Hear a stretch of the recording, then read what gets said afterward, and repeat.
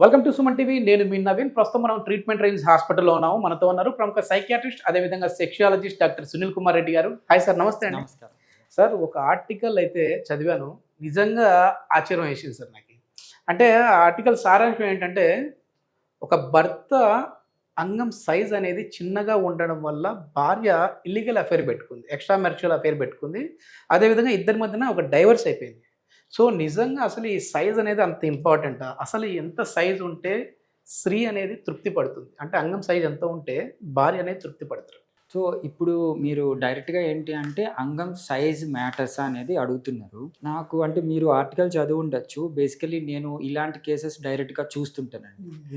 So నా దగ్గరికి చాలా మంది జంటలు యాజ్ ఎ కపుల్ వస్తారు. ఇద్దరు భార్యాభర్తలు వస్తారు. అంటే పెళ్లి కాకముందు అయితే వాళ్ళ బ్రదర్తో రావటమో లేకపోతే అబ్బాయి వాళ్ళ పేరెంట్స్తో రావటమో జరుగుతుంది. సో మీరు అడిగిన కేసుకి ఏంటి అంటే కపుల్స్ ఏంటంటే అమ్మాయి నాకు కంప్లైంట్ చేస్తుంది, సార్ మా హస్బెండ్ పెన్నిస్ చిన్నది ఉంది, కొద్దిగా పెద్ద చేసే అవకాశాలు ఉన్నాయా అని చెప్పి. సో యూజువలీ వాళ్ళని ఎగ్జామిన్ చేసిన తర్వాత మనం చిన్న క్లారిటీ ఇవ్వాల్సి వస్తుంది, నిజంగా ఈ సైజ్ అనేది మ్యాటరా అని. So on research California university వాళ్ళు కొద్దిగా రీసెర్చ్ చేశారండి. బేసికలీ నేను ముందు చెప్పిన వీడియోస్లో కూడా సైజ్ మ్యాటరా అనే దాని విషయంలో వాళ్ళ సంతృప్తి అంటే ఆర్గజం స్టేట్కి ఏ సైజులో ఉన్నా వెళ్తారు. కాకపోతే మన థాట్ ప్రాసెస్ని బట్టి వాళ్ళ నేచర్ ఉంటుంది, అంటే సెక్స్లో ఎంజాయ్ చేయడం అనేది ఉంటుంది. సో వీళ్ళ రీసెర్చ్ ప్రకారం ఏంటి అంటే యూజువలీ ఇండియన్స్ ప్రకారము సో ఫ్లాసిడ్ అంటే సుప్తావస్థలో అంగం ఎరెక్ట్ కాకముందు మామూలు మెత్తగా ఉన్నప్పుడు సైజు అండ్ ఎరెక్ట్ స్టేజ్ దీంట్లో యూజువలీ 3.6 ఇంచెస్ నుంచి 5 ఇంచెస్ వరకు ఉంటుందంట. ఓకే. సో ఇదేమో 5 నుంచి 5.5 ఇంచెస్ వరకు ఉంటుంది. ఓకే. సో దీని చాలా వేరియేషన్ ఉంటుంది. కొంతమంది రీజన్ పరంగా కావచ్చు, వాళ్ళ సెక్షువల్ యాక్టివిటీ పరంగా కావచ్చు, ఈవెన్ ఏజ్ పరంగా కావచ్చు, ఇవి మారుతుండొచ్చు. అలా అని నాకు ఇది పెద్దది కావాలి అలాగా వాళ్ళని అంటే మిస్కన్సెప్షన్ నెగటివ్ థాట్ లోకి వెళ్లకుండా వాళ్ళకి ఇది ఎక్స్ప్లెయిన్ చేయాలి. జియోగ్రఫీ పరంగా కూడా మారుతుంది సార్, అంటే లొకేషన్ ని బట్టి కూడా. ఎందుకంటే చాలా వరకు కూడా ఈ బ్లూ ఫిల్మ్స్ లాంటివి చూసి ఎక్కడో ఒక ఆఫ్రికన్దో అట్లా చూసేసి సైజ్ ఇంత ఉండాలేమో, ఇంత ఉంటేనే సాటిస్ఫై చేస్తారేమో ఇప్పుడు అనేసి అనుకుంటారు. అంటే ఆఫ్రికన్స్ కి ఆ కంట్రీస్ కి మన కంట్రీస్ కూడా డిఫరెన్స్ ఉంటుంది. ఖచ్చితంగా ఉంటుంది. అంటే ఆఫ్రికన్స్ మన ఇప్పుడు పోన్ చూసుకుంటే ఆఫ్రికన్స్ కు చాలా పెద్ద సైజ్ ఉంటుంది, ఇండియన్స్ కి చిన్న సైజ్ ఉంటుంది అలాగా అనుకుంటాము. బట్ అలా ఏం లేదు. ఈవెన్ వాళ్ళకు కూడా సిమిలర్ సైజెస్ ఉంటాయి. బట్ కొద్దిగా కంపారిటివ్లీ వెస్ట్రన్ కంట్రీస్ వాళ్ళు ఈ అంగం సైజులో కొద్దిగా పెద్దదిగానే ఉంటుంది. బట్ సాటిస్ఫాక్షన్ లెవెల్స్ ఇండియన్స్ కూడా ఈ ఆర్గజం ని తెప్పించడానికి ఉమెన్ లో కరెక్ట్ గానే ఉంటుంది, నో ఇష్యూస్. సో ఆర్గజం విషయంలో ఏంటి అంటే సైజ్ కన్నా విడ్త్ ఇంపార్టెన్స్ ఉంటుంది అని 90% ఉమెన్ నమ్ముతారు. సో ఇదేమో 80% ఉమెన్ నమ్ముతారు. సో సైజ్ మ్యాటర్స్ అని. సో విడ్త్ అంటే పెన్నిస్ విడ్త్ ఇంపార్టెన్స్ అని చెప్పేసి 90% అబోవ్ 90% ఉమెన్ నమ్ముతారు. సో ఇప్పుడు నా దగ్గరికి పెళ్లి కాని వాళ్ళైనా పెళ్లి అయిన వాళ్ళైనా వచ్చినప్పుడు వాళ్ళు 2 క్వశ్చన్స్ అడుగుతారు. ఓన్లీ సైజ్ అని అనుకుంటాం కానీ ఒకటి సైజ్ ఇంక్రీజ్ అవుతుందా, విడ్త్ ఇంక్రీజ్ అవుతుందా. ఓకే. సో బేసికలీ డైరెక్ట్ గా లేడీస్ అడుగుతా ఉన్నారు సార్ ఇది. అంటే పాపం వాళ్ళ కపుల్ బేసికలీ వాళ్ళు ఎవరితో చెప్పుకోలేరు. కనీసం సెక్షువాలజీ సర్వీసెస్ కి వచ్చినప్పుడు యాజ్ ఎ ప్రొఫెషనల్ గా సార్ నిజంగా చెప్పాలంటే మీలాంటి డాక్టర్స్ ఇప్పుడు ఎడ్యుకేట్ చేస్తా ఉన్నారు దీని గురించి. సో బహిర్గతంగా అడుగుతా ఉన్నారు. నేను చెప్పిన స్టోరీలో వచ్చేసి ఆర్టికల్లో వాళ్ళు డైవర్స్ అయిపోయినారు. అంటే విడాకులు తీసుకొని ఎవరి లైఫ్ వాళ్ళు ఇది చేసేసుకున్నారు. చిన్న పిల్లలు ఉండొచ్చు వాళ్ళకి, లేదంటే 2 ఫ్యామిలీల మధ్య చాలా డిస్ప్యూట్స్ అయి ఉండొచ్చు. కానీ ఇక్కడ ఏంటంటే మీలాంటి వాళ్ళు ఒక అవేర్నెస్ తీసుకునడం వల్ల మీ దగ్గరికి వచ్చి మా ప్రాబ్లం ఇది, మరి పెంచుకోవచ్చా అట్లన్నా అడుగుతా ఉన్నారు. అసలు డైవర్స్ కి కారణమే ఇదని చెప్పిన వాళ్ళు కూడా ఉన్నారు. సో డైరెక్ట్ గా ఇది మాట్లాడతారు. సో దీంట్లో ఏంటి అంటే మనకు ఈ 2 సైజుకి కానీ లెంత్ కానీ సైజుకి కానీ లెంత్కి కానీ ఏకైక థింగ్ ఏంటి అంటే బ్లడ్ సప్లై. ఇందులో బ్లడ్ సప్లై ఎలా ఉంది అనే దాన్ని బట్టి ఈ సైజ్ కానీ విడ్త్ కానీ ఇష్యూస్ వస్తాయి. ఓకే.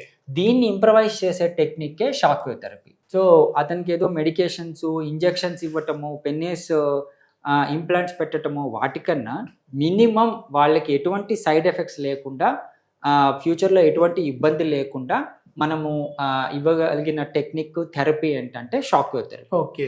దీంతో ఏంటి అంటే బ్లడ్ సప్లై ఎప్పుడైతే ఇంక్రీజ్ అవుతుందో ఆబ్వియస్గా వాళ్ళకి అంగం సైజు పెరుగుతుంది, ఈ విడ్త్ పెరుగుతుంది, సైజ్ కూడా కొద్దిగా ఇంప్రూవైజ్ అవుతుంది.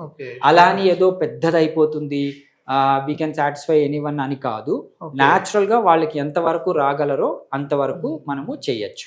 ఓకే. అంగం సైజ్ అంటే ఇది ఎట్లా, ఏ విధంగా మెజర్ చేస్తారు సార్? వాళ్ళకి వాళ్ళు సెల్ఫ్ గా చేసుకోవాలంటే ఏంటి? మనం ఇది చాలా మంది అడుగుతుంటారండి, సార్ నాది అంగం సైజ్ మెజర్ చేయాలి కదా అని చెప్పేసి. యూజువల్లీ మనం చెప్తాం కానీ ఇది అంత ఈ subjective objective analysis of matters అంటాం, ఈ యూనిట్స్ అంటాం.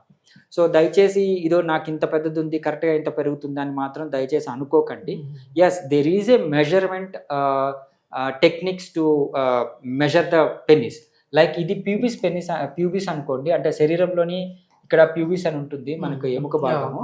సో ఇక్కడి నుంచి టిప్ ఆఫ్ ద పెనిస్ వరకు ఉండేది లెంత్. సో దీన్ని అంగాన్ని ఫ్లాసిడ్ ఉన్న స్టేట్లో కొద్దిగా తీసుకొనేసి ఇక్కడి నుంచి మెజర్మెంట్ ఇక్కడి వరకు కొలవాల్సి వస్తుంది. సో అది ఫ్లాసిడ్ స్టేట్లో చూస్తాము అండ్ ఎరెక్ట్ స్టేజ్లో చూస్తాము.